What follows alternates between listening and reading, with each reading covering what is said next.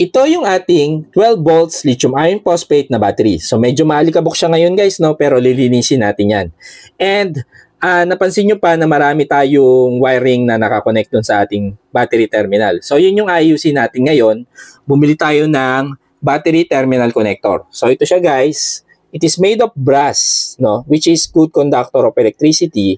And rust proof na rin siya guys. So ang kagandahan pa nito is meron siyang bolt nakasama sa ibabaw niya na same size ng bolt ng ating battery terminal.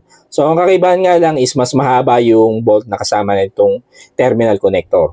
And bukod dito is bumili pa ako ng another terminal connector na kinaklamp dito sa ating naunang battery terminal connector, no? So ito siya guys, so quick release clamp na siya.